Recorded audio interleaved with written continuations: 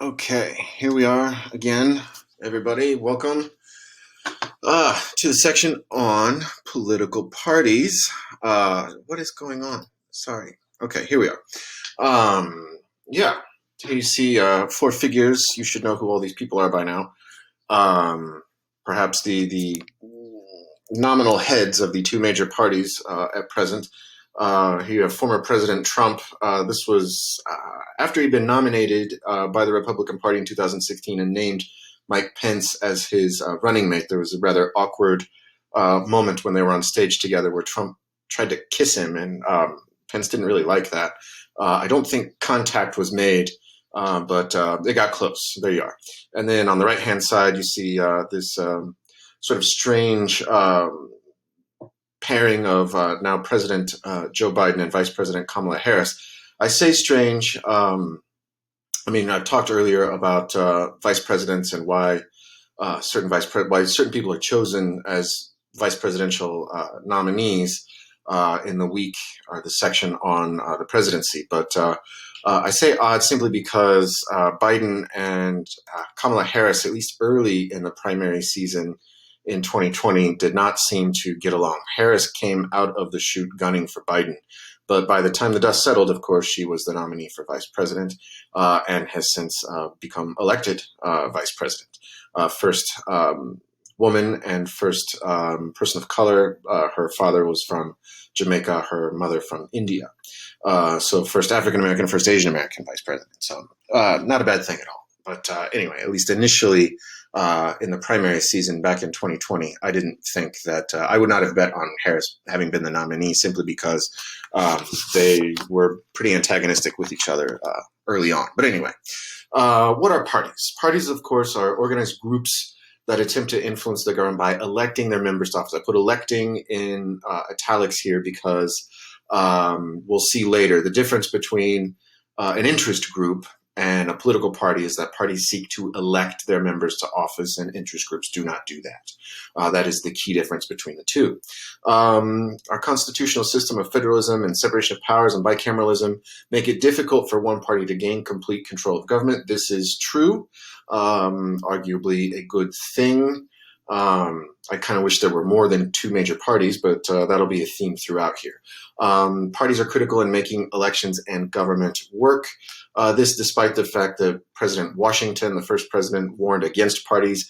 And unlike a lot of more modern democratic constitutions, parties are not at all mentioned in the U.S. Constitution. So they're a relatively new development, comparatively speaking, in U.S. democracy. Functions of parties, of course, first and foremost, they need to recruit candidates. There are a lot of elected offices around the country at all sorts of levels, federal, state, and local, and finding candidates isn't exactly easy, which, of course, really pick any major election and you can see who the nominees are and see that finding good candidates is sometimes easier said than done. But finding good candidates who can raise money or have the necessary money, who can appeal to the public is even trickier, right? The nomination process, this is how parties select their candidates to run for office, and this is done basically in two ways, described in the text pretty clearly. Conventions and primaries. It used to be that conventions were the way to go, where party leaders got together. This is the traditional smoke-filled room. You'll hear references to the proverbial smoke-filled room every 4 years during the presidential election, the time of the national conventions. That's a thing of the past, really. Now, primaries are the way that most candidates are nominated. Conventions tend to choose, traditionally in years and decades past, to choose insiders and party elites, if you will, while primaries allow for outsiders to make waves. And that's how candidate Trump became the nominee of the Republican Party in 2016, right? He was not the choice, not the favored choice by, I think it's fair to say, really hardly any of the party elites back in 2016. And we see the same thing happen really in the Democratic nomination in 2016, right?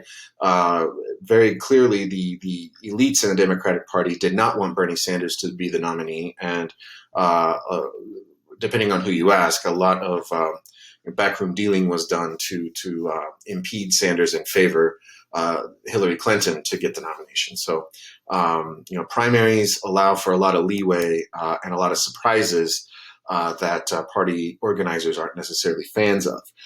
We can talk about types of primaries. Closed primaries and open primaries. In a closed primary, voters can participate in the nomination only in the party in which they have registered a period of time before the election, the primary election day. I don't know. I've bounced around to a lot of states, and for the longest time, I was a registered independent and living in Kansas, so I could not vote. There are closed primaries in Kansas, and I could not vote in any primaries. I don't know that I've ever voted in a primary, honestly. If I lived in a state that had open primaries, I could, right? Voters can choose on the day of the primary which party's primary to participate in. That's pretty nice. However, back to the party organizers and party elites tend to prefer closed primaries because they know their electorate a lot better, right? There aren't a lot of surprises. I do know of people in my home state of Kansas who register for the party in which they actually don't vote on election day for, if only to choose the craziest person in the primaries to run to either get the nomination for the Democratic or the Republican Party. Right, which is kind of fun, but that's the closed primary manipulation, if you will. Nothing illegal about it, but depending on where you live, you might be required to put a little more thought into primary elections. But anyway, other things that parties do: getting out the vote. GOT, Game of Thrones V. Oh no, yeah, get out the vote. Sorry. So parties roll in getting out the vote. They work to register voters and persuade eligible voters to vote. Sorry.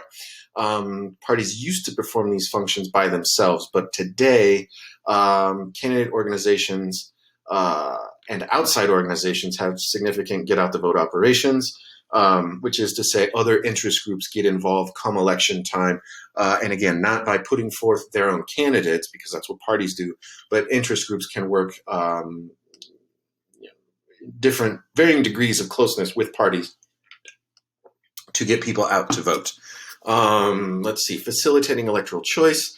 Another function of parties. Voters usually do not know much about the candidates who run for office, and they know a lot less about down ballot candidates, right? So what we mean by down ballot is, say, in a presidential election year, that's the first election listed on your ballot, president X and Y candidates, and then you have, vote for Senate, vote for the House of Representatives, and then your state elections and your local elections. And what we mean by down ballot would be like, Humboldt County dog catcher or something, if that's something one would vote for. So we tend to know less and less the further down the ballot we go. That's what the term means.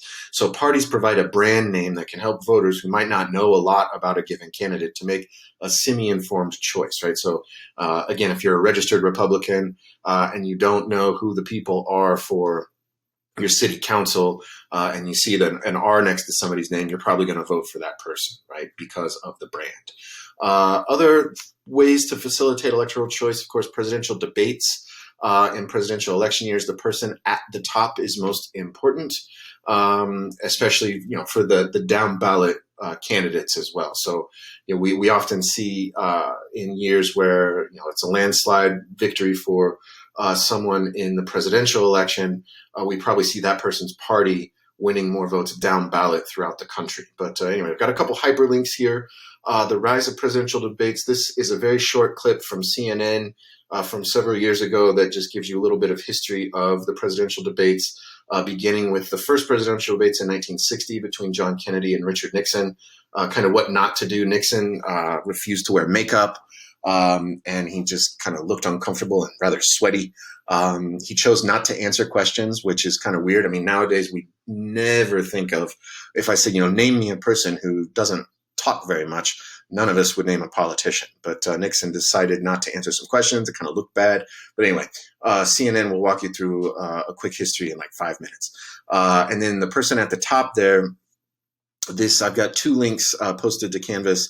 One is, um, sorry, I can't think. Oh, the Romney-Obama debate in 2012, where Obama really tanked the first debate in Denver. Katznelson talks about it in his chapter, the chapter you were to have read, chapter 4.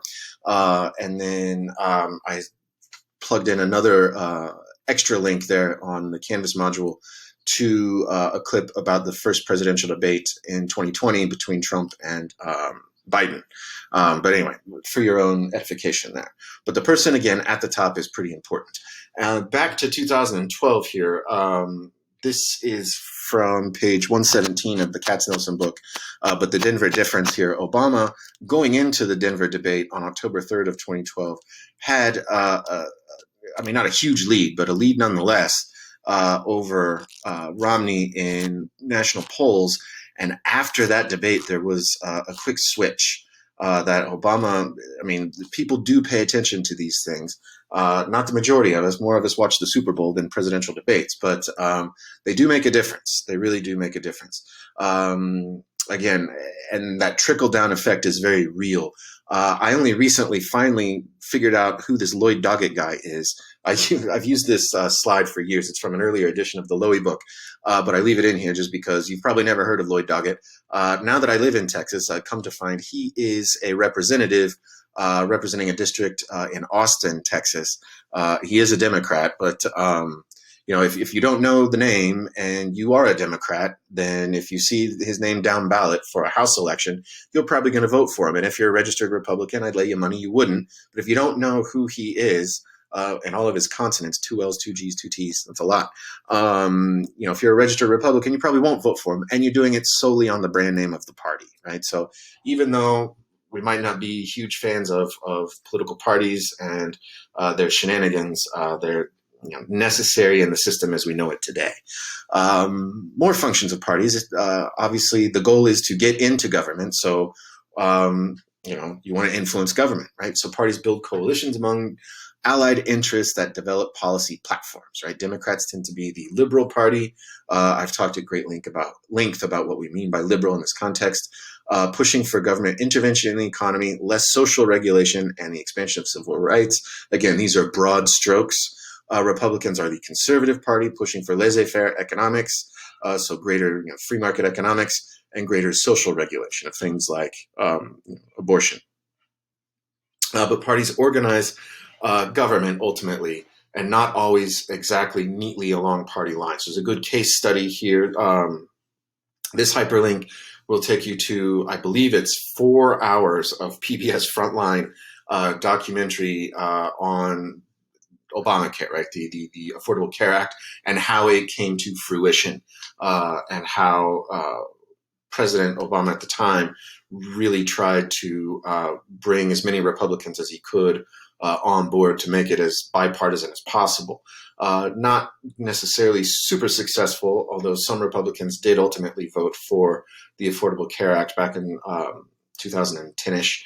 But the documentary is quite good. If you're at all interested in, as we say, how the sausage is made, watch the documentary.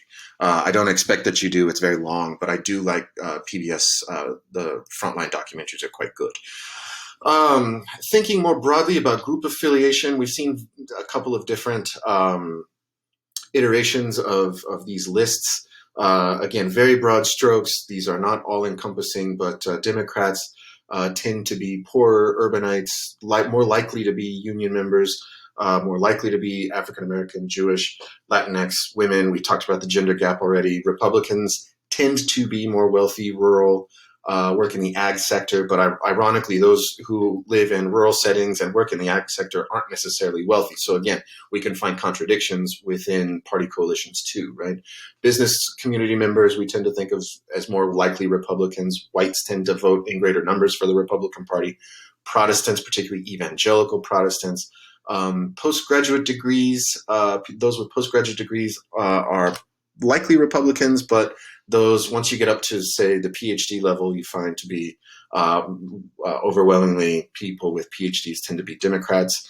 Men, of course, again, we've talked about the gender gap. I don't want to dwell on this. And again, these are imperfect lists anyway, right? You might identify with one party or the other and maybe not identify with everything in the list, right? So there it is. In California, Democrats tend to be more ethnically diverse, low to middle income. So we're starting to see some patterns here, younger, more females. Republicans in California tend to be white, 76%, higher income, older, more male. Again, patterns, right? It's all about spotting patterns. You can read through these lists here. I don't want to dwell on this, but again, we can see more liberal views on the Democratic side, more conservative views on the Republican side. So anyway, again, we've talked throughout the course along these lines. So we're starting to see some patterns, which is the whole purpose that's the science of political science, right? Party identification by social group. And again, we've looked at similar numbers here, so I don't want to harp on this. But this is in the Lowy textbook, straight out of the Lowy textbook. Let's see, on page 363. You can see this here. You can see the gender gap more present, with more men being Republican and more women more likely to be Democrats. You see the age stratification, race and ethnic variables clearly in play. Income there as well, as is education. So again, we've seen similar data. So I'm not going to harp on this. If you want to hit the pause button and look at the numbers more closely, be my guest. Here is some data from Katz-Nielsen again, which you got to kind of think about math. He uses the term quintiles, so that's groupings of fifths. But you can see, and this is a little dated here because the book is kind of old, but going back to 1990, although I don't think this has changed much, you can see that the wealthiest fifth of people in the United States are way more politically active than the people who have less income, right? So this is grouping people by fifths of the income. So the one-fifth richest Americans vote more, so they make up over a quarter of all the votes in the country, or at least did in 1990. So the wealthier you are, the more likely you are to vote. Hours dedicated to political participation. The highest fifth, so again, that's 20%, does 30% of the volunteering for political purposes, right? And that's probably because wealthier people tend to have more time on their hands than poorer people who spend a lot of time working their butts off, right? And then logically, the poorest fifth doesn't even give 1% of all the money given for political purposes in the United States in 1990. The wealthiest 20% gave 70%. This should not surprise you, right? Money talks in U.S. politics, and that's sort of the theme of the Katz-Nielsen book, right?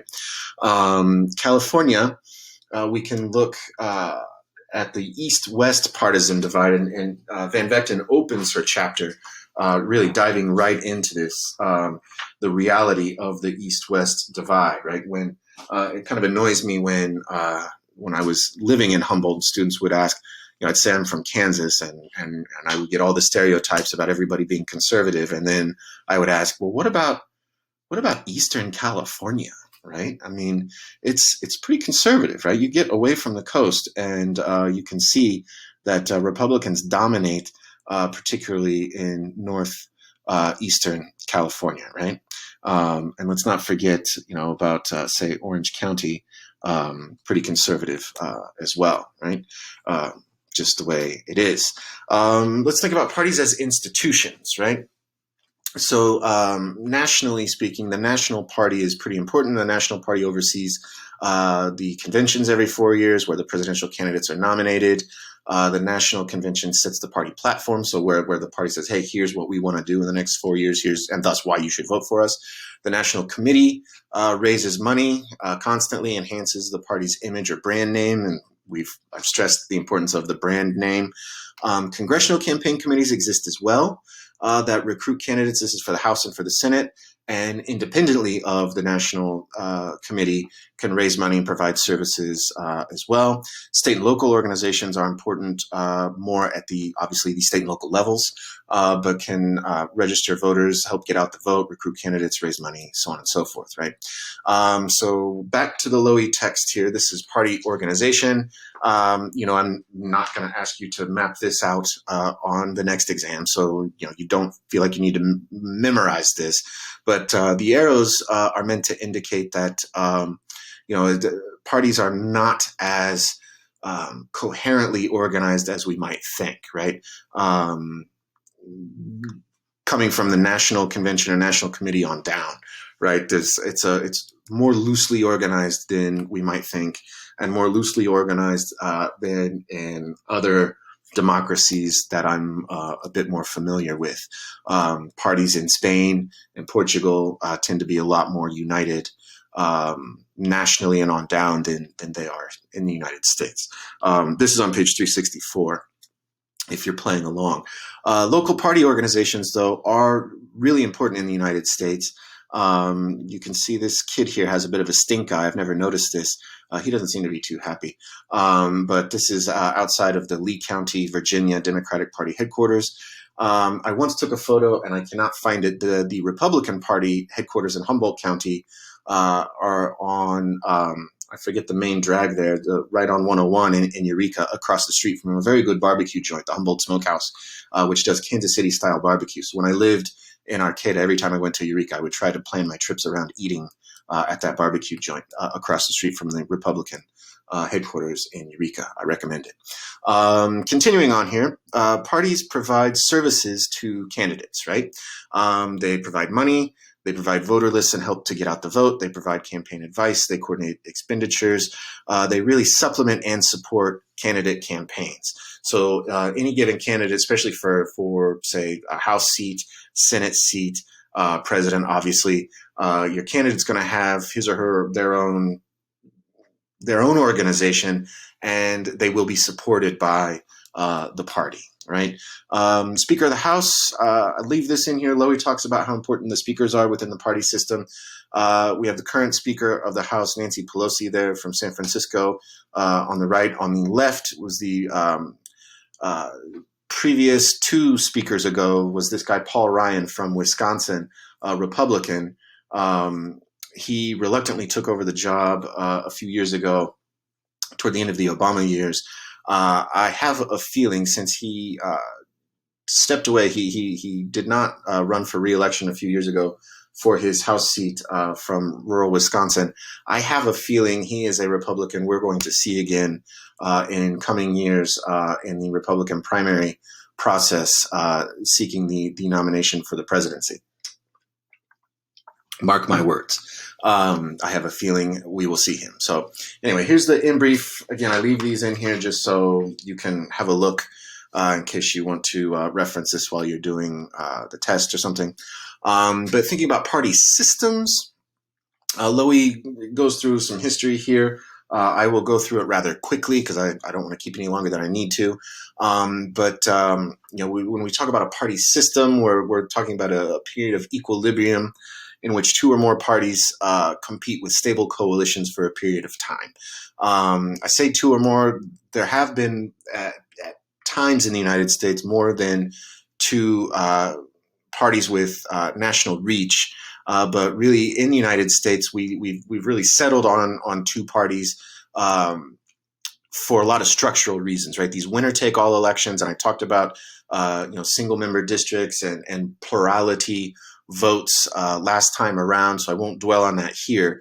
But the fact that you don't need more than 50% of the vote, you just need the most votes of all the candidates in most elections in the United States, that tends to favor participation of two major parties. There's not a lot of structural room for third parties. Lowy argues that there's no ideological room for more than two, which I really don't think is true. That's just my opinion, but I am, a trained, bona fide political scientist. But I say this more so because I've lived in several other countries that are democracies that have more than two parties. And when I look at the Republicans and the Democrats, and I know some of you, if you view yourself as a solid Republican or a lifelong Democrat, you'll probably not like it when I say there's not as much space between the two as a lot of people in the United States seem to think. Don't hate me for saying that, but when I look at the left and the right in other places around Europe or Latin America, for that matter, I see greater divergence between major parties in other places than I see really in the United States. But that's my informed opinion. We'll put it that way. I think there's more ideological room for more than two parties in the United States. Lowy disagrees with me. But anyway, a lot of people who in political science only study the United States have just bought into this thinking hook, line, and sinker. But anyway, realignments have existed and punctuate the movements between party systems. I'll talk a bit about what that means here as we go through this history. Not going to dwell on this. We've talked about Federalists and Anti-Federalists before, but the first party system was a split between the Federalists, the Washingtons, the Hamiltons, the Adamses, and Democratic Republicans, they were called then, which of course, melts our brains today. But folks like Jefferson and James Madison, Southerners tended to be, more of carriers of the anti-Federalist banner, if you will. But the Federalists disappeared as a party after the War of 1812.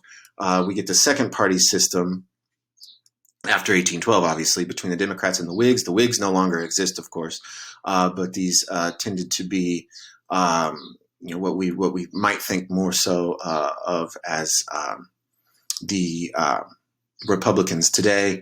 But anyway, the Democrats at the time, after 1812, were stronger in the South and the West. The Whigs stronger in the North and the East. And then, so we see the third party system come about the time of the Civil War to the end of the 1800s, where we get the Republicans and the Democrats, at least the terms we know today, but the structurally, they were sort of really ideologically the opposite of the terms we use today. After the Civil War, we know Lincoln was president during the Civil War. Lincoln was a Republican.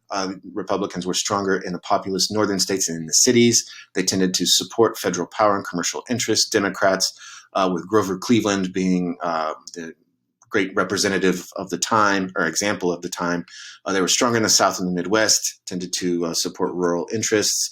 By the end of the 1800s, we see the Republicans being in favor of, again, federal power and business interests. That's the Republicans we know today, or at least the business interest bit, not so much the federal power part. Democrats with Woodrow Wilson, stronger in the South and the Midwest. They were the party of the rural swaths of the country. This, of course, we know has changed. Fifth party system, and again, there aren't going to be questions about the systems on the exam. This is just history for your own information. Roosevelt, Truman, JFK, LBJ, these are the big names of mid-20th century Democratic Party history. Solid in the South. Republicans, Eisenhower, being really indicative of mid-20th century Republicans, again, favored business interests, tended to be overwhelmingly Protestant. We get a sixth party system, question mark here, by the 1960s. So the 1960s, political reality split what we call the New Deal coalition. These tended to be Democrats who were in favor of Roosevelt's New Deal and all of the expansion of government that came with that from the 1930s onward.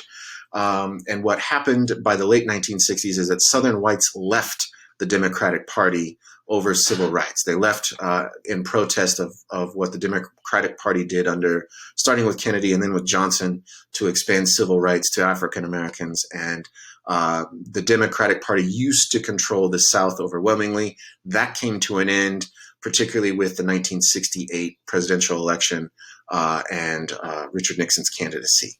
But we saw at the time, too, Catholics and religious conservatives, particularly evangelicals, moved to the right, thus to the Republican Party. And since then, both parties have become more ideologically homogenous and more evenly matched in federal elections, right? We're pretty divided come time for federal elections. The parties today have become increasingly more entrenched and, again, ideologically homogenous. I will repeat my observation earlier. I don't think there's as much difference between the two as real political junkies in the United States seem to think today, but that's my opinion.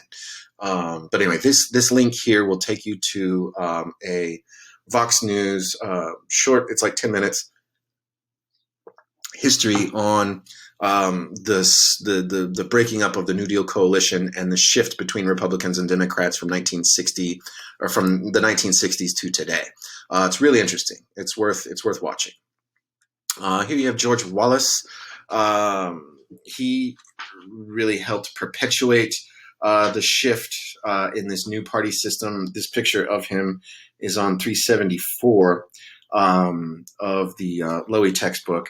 But Wallace had been the governor of Alabama, had been a Democrat, and he left the party because he was a racist and staunch segregationist. And he ran for president in 1968, I want to say, in the year that Nixon ran. He ran as an independent and didn't register really much at all. Again, a good example of a former Democrat turned staunch conservative, again, in protest over the advancement of the cause of civil rights. Draw the conclusion that you wish. Here we see party identification over time from 1940 to 2020. Again, I got this straight out of the textbook, although I don't know where.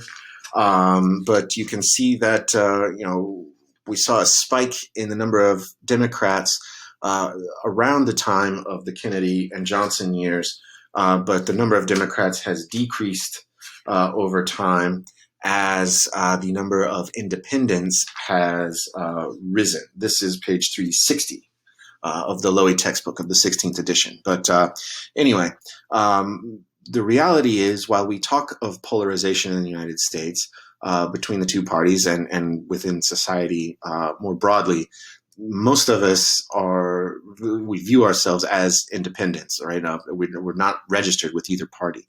But anyway, and that makes election time all the more uncertain, really, because again, if you tell me you're a registered Democrat, I'm going to assume that you vote for Democrats every time you go to vote. But when you have more and more independents, it's harder to know with certainty how they're going to vote come election day. So here you see the results from the 2020 presidential election.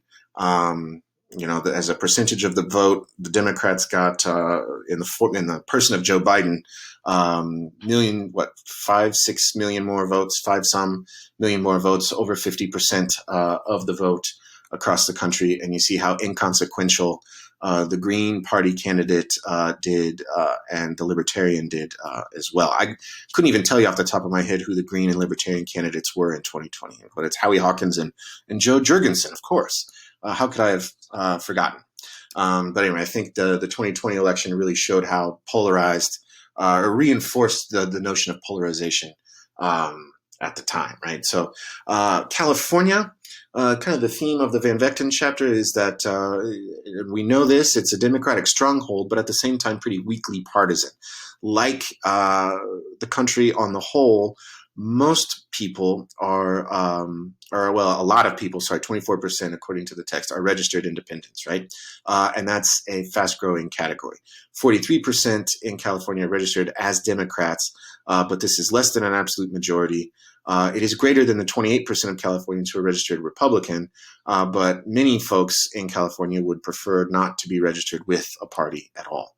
Right. So again, we see at the state level in California a mirroring of what's going on at the national level, and the strength of the independent sentiment, we'll say.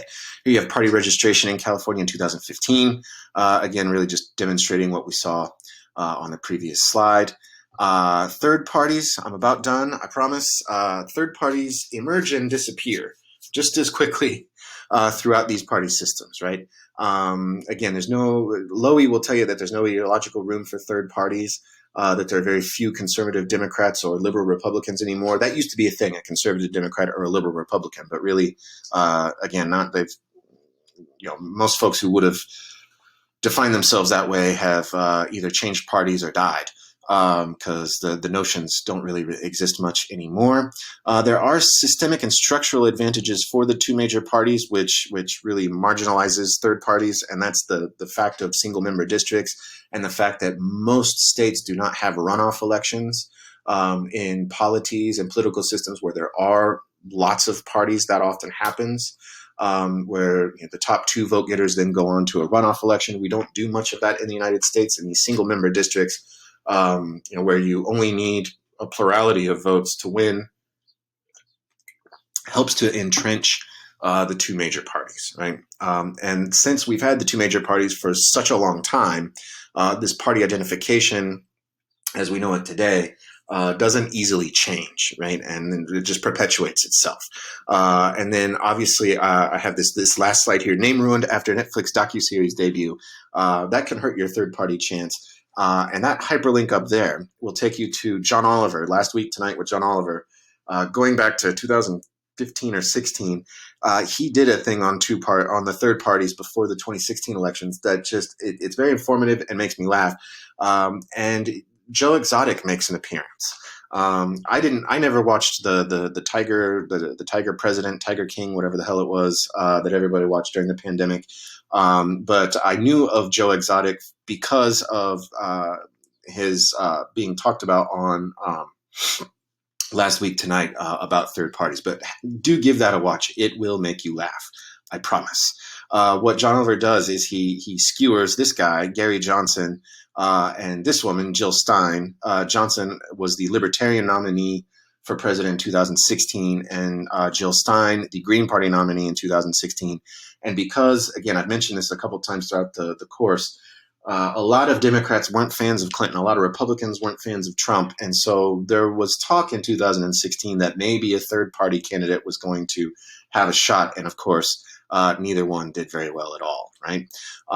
So anyway, like it or not, like them or not, we have two major parties, and just structurally, I think it's really just in the interest of the two major parties that there not be a viable third party. It's like, why do you want more competition? So we can talk about problems with parties, but the fact is, I think it's safe to say they do help make democracy work, however imperfectly. According to Lowy, they allow for both popular participation and effective government. We could debate that at present. After the 2020 election, we've seen a lot of states controlled by one party, the Republican Party, seem to pass laws that might actually decrease participation, and because that's apparently what they want. So, we could debate these points, and the effectiveness of government is a whole nother story. And, if you naturally don't view government as very effective, you might point to parties as part of the problem, right? But parties do provide cues, direction for voters. They do provide organization in government. Back to the speakers of the House, I forgot to mention in the slide with Paul Ryan and Nancy Pelosi, the Speaker of the House, whoever she or he is, does have a lot of power in organizing the power structure within the House of Representatives, and that is pretty important. And parties do provide logistical support for campaigns. I've talked about this already, so we'll leave it at that. That's it. So anyway, take care, folks. Hope things are going well. Be in touch as you need. I am here to help. Bye-bye.